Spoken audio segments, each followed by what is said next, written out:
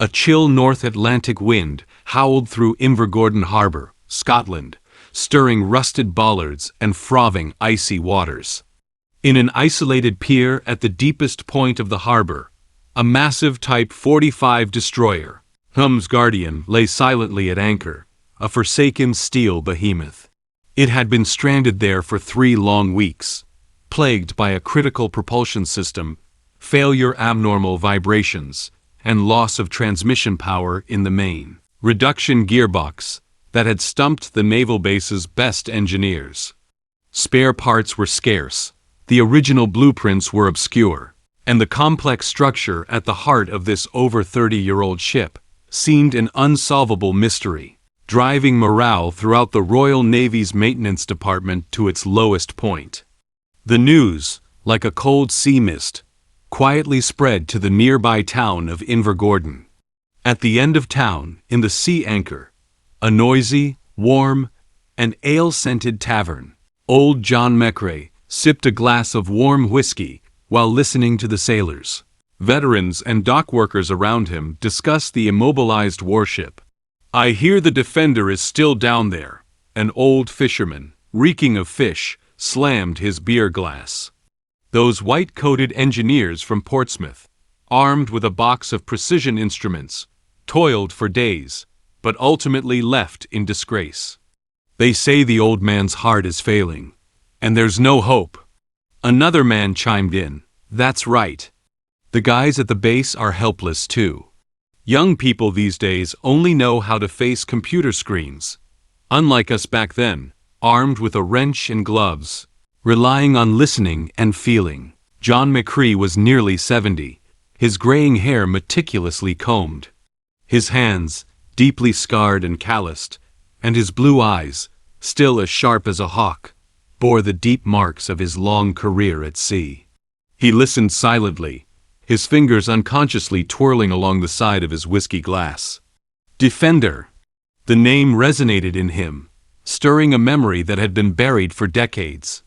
He had once been a member of the Royal Navy, but that seemed like a lifetime ago. He drained the amber liquid from his glass in one gulp, then silently donned his old trench coat, frayed at the edges but immaculately clean. He pushed open the heavy wooden door of the tavern and stepped into the chilly twilight. He limped, a reminder of a serious engine room accident years before, his step slow but remarkably determined, step by step towards the military port that was both familiar and unfamiliar to him.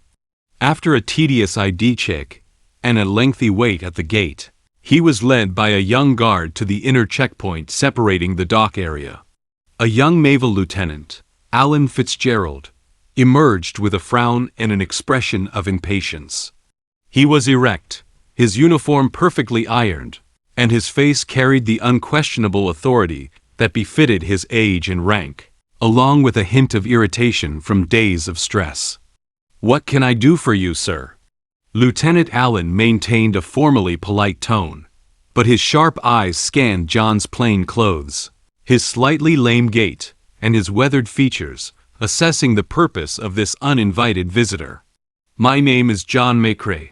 The old sailor's voice was calm and low, thick with a Scottish lowland accent. "I heard the Defender's propulsion system is having trouble. The main reduction gearbox is vibrating abnormally. I've worked with her for many years, since she was first launched. Perhaps I can be of some assistance." Lieutenant Allen nearly sneered, but his good upbringing restrained him, and a hint of undisguised contempt curled up at the corner of his mouth. "Mr. McCrae," he said, deliberately slowing his pace, as if speaking to someone with a slow understanding. "Thank you for your kindness. However, HMS Defender is an active, first-class capital ship of the Royal Navy. Its maintenance is handled by a professional team of engineers who have undergone rigorous safety inspections." He emphasized the words professional and active. "Non-relevant personnel, especially civilians, are strictly prohibited from approaching. This is a strict security regulation. I think it would be best for you to return to the Sea Anchor, enjoy your drink, and let us handle these professional matters. Son. John's voice remained steady, but his blue eyes began to gleam sharply, as if a sleeping lion had been inadvertently disturbed. That Kraken 3 combined power propulsion system ... system. And that damned double-stage reduction gearbox. I could take it apart and put it back together with my eyes closed.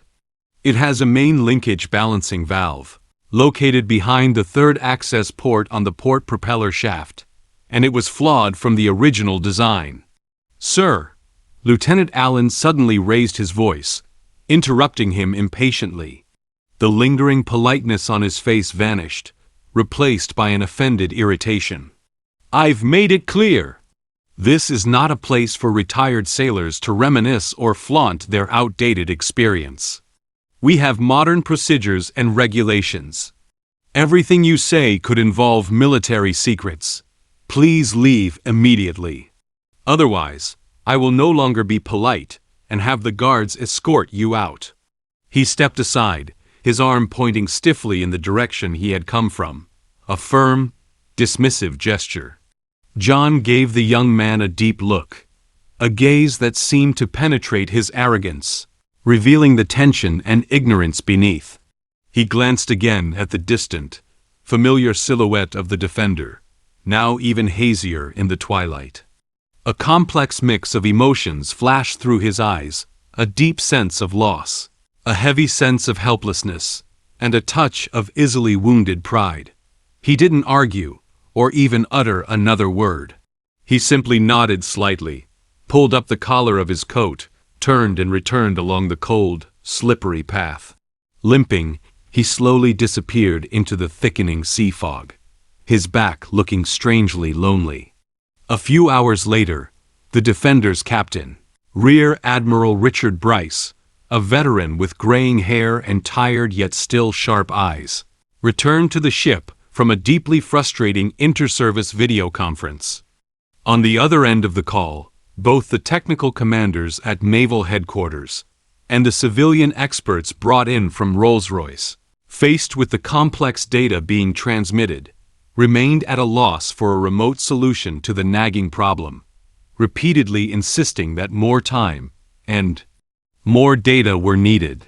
Captain Bryce crossed the dock with a heavy heart. As he was about to return to the bridge, he overheard two sailors chatting casually while leaning against the railing, relaxing and smoking. What an interesting afternoon! Lieutenant Fitzgerald almost got into a fight with some weird old man. Oh? Which old man? A local old man. He told the lieutenant he could fix our ship. He made a very convincing argument, talking about things like balancing valves and slightly deformed bushings. He sounded quite capable, but he was rudely dismissed by the lieutenant. I heard he used to be on the Defender. His name is... McCree? Yes, John McCree. Captain Bryce stopped abruptly, his heart suddenly tightening. What kind of old man? He interrupted eagerly, startling the two sailors. Report to the captain. About ... Gray hair, a slight limp, but he stood straight. He said his name was John McCree. Captain Bryce's eyes widened instantly, exhaustion vanishing, replaced by incredible excitement. Johnny McCree? Oh my God! Old Engine McCree.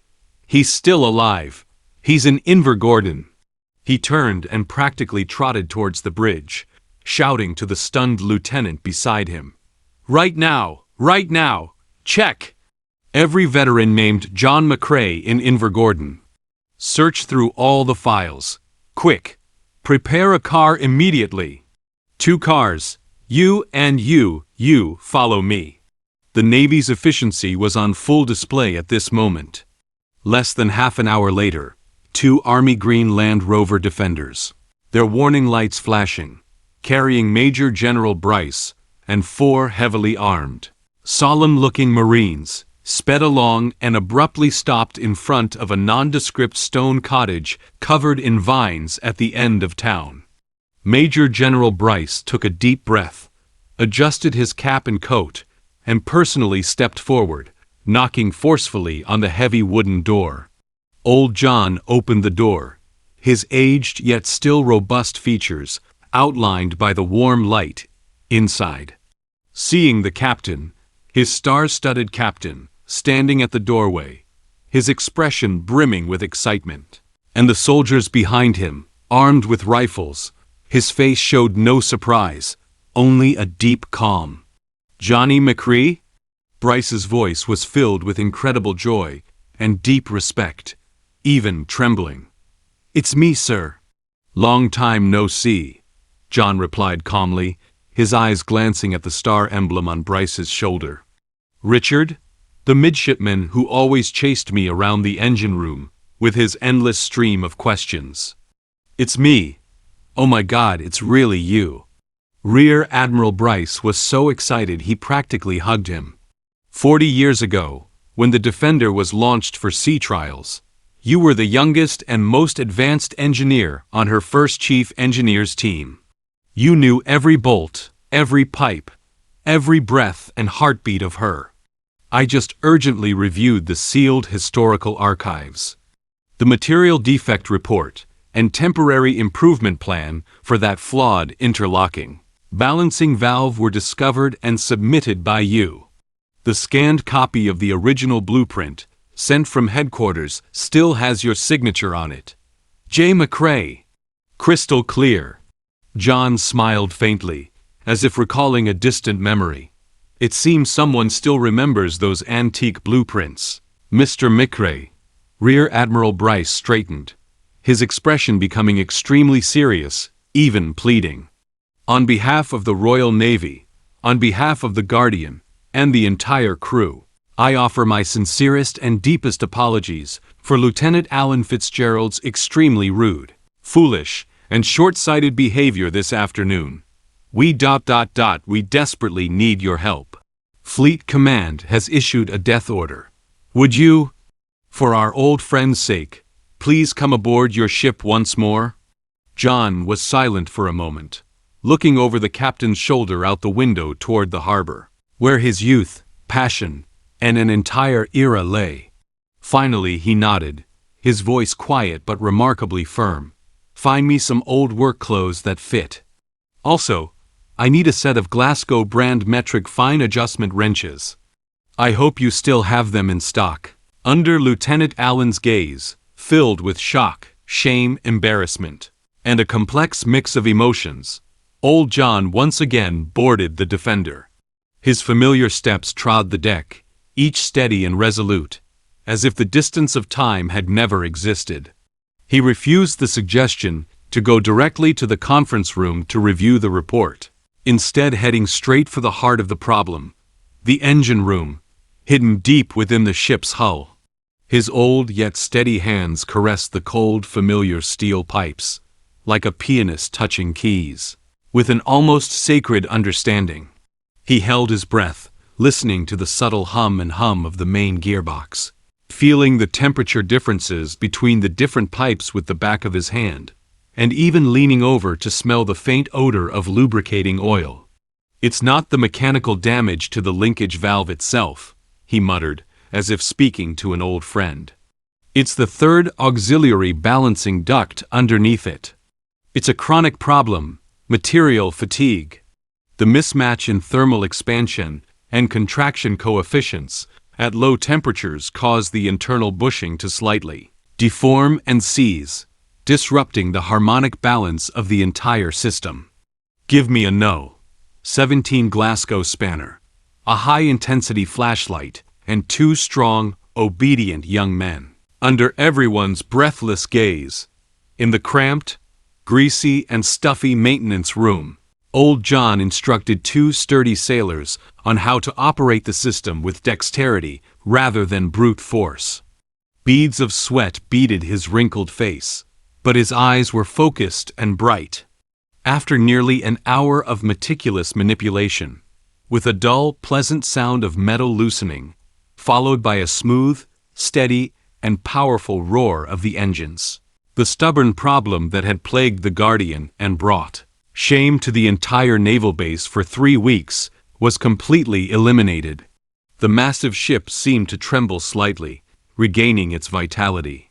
Major General Bryce breathed a long, relieved sigh, tightly grasping John's hands, stained with oil and time, and choking with emotion.